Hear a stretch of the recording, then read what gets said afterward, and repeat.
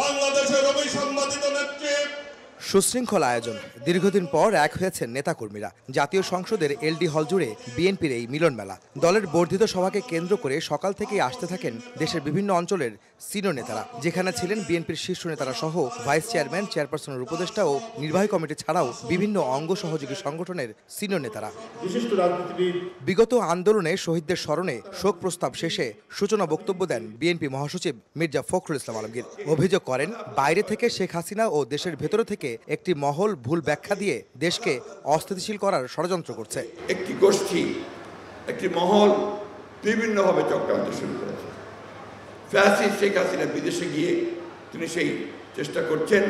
একই সঙ্গে দেশের অভ্যন্তরীণ অবস্থায় কিছু কিছু ব্যক্তি গোষ্ঠী তারা ভুল ব্যাখ্যা দিয়ে জনগণকে বিভ্রান্ত করার চেষ্টা করছে।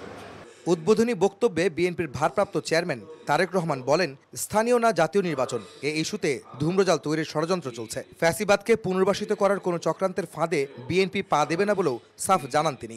Vision hot and cool AC 4-way solid valve টেকনোলজিতে হিটিং ও কুলিং দুই মোডেই কাজ করে সমানভাবে। Vision hot and cool AC. কোন উপদেষ্টার বিভ্রান্তিমূলক বক্তব্য, মন্তব্য স্বাধীনতাপ্রিয় গণতান্ত্রিকামী জনগণের জন্য হতাশার কারণও হয়ে উঠেছে। জাতীয় নির্বাচনের আগে স্থানীয় নির্বাচন অনুষ্ঠানের নামে কেন দেশের পরিস্থিতি আরো ঘোলাটে করতে চাইছে, এটি জনগণের কাছে বোধগম্য নয়। স্থানীয় নির্বাচন অনুষ্ঠিত হলে সেটি হবে সারা দেশে পলাতক স্বৈরাচারের দোসরদের পুনর্বাসনের একটি প্রক্রিয়া, যা সরাসরি গণ অভ্যুত্থান আকাঙ্ক্ষা বিরোধী। মাফিয়া চক্রকে পুনর্বাসন প্রক্রিয়া এই ফাঁদে বিএনপি পা দেবে না, বিএনপি পা দিতে পারে না। দীর্ঘদিন পর বিএনপির বর্ধিত সভায় যুক্ত হয়ে বক্তব্য রাখেন দলটির চেয়ারপারসন বেগম খালেদা জিয়া। তিনি সতর্ক করে বলেন, ফ্যাসিস্টরা এখনও ষড়যন্ত্রে লিপ্ত। ইস্পাত কঠিন ঐক্য গড়ে তুলে চক্রান্তের বিরুদ্ধে প্রতিরোধের আহ্বান জানান বিএনপি নেত্রী।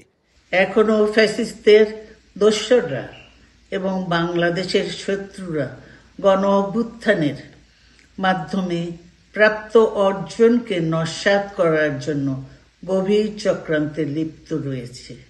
ইস্পাত কঠিন ঐক্যের মাধ্যমে জনগণকে সঙ্গে নিয়ে এবং চক্রান্তকে ব্যর্থ করে দিতে হবে। নির্বাচন প্রসঙ্গে বেগম জিয়া বলেন, ন্যূনতম সংস্কার শেষে গণতান্ত্রিক ব্যবস্থায় ফিরতে নির্বাচনের দিকে যেতে হবে অন্তর্বর্তী সরকারকে।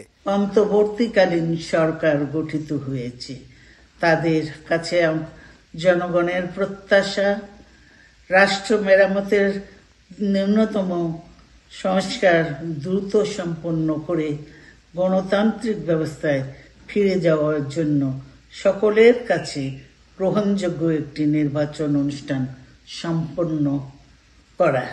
প্রথম অধিবেশন শেষে বর্ধিত সভার দ্বিতীয় সেশনে নিজেদের মতামত তুলে ধরে নেতাকর্মীরা বলেন, যে কোনো মূল্যে ঐক্য ধরে রাখতে সচেষ্ট থাকবেন তারা। দীর্ঘদিন পর এক হয়েছেন সারা দেশ থেকে আসা বিএনপির নেতাকর্মীরা।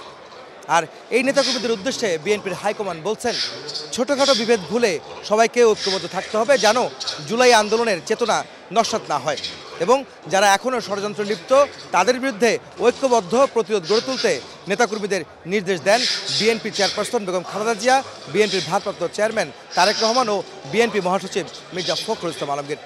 তারা এও বলেন, আগামীতে গণতান্ত্রিক রাষ্ট্র ব্যবস্থা গড়ে তুলতে নির্বাচনের কোনো বিকল্প নেই। তাই অন্তর্বর্তীকালীন সরকারকে নিরপেক্ষ থেকে একটি নির্বাচনের আয়োজনের আহ্বান জানালেন তারা। আহমেদ সালেহীন, সময় সংবাদ, ঢাকা।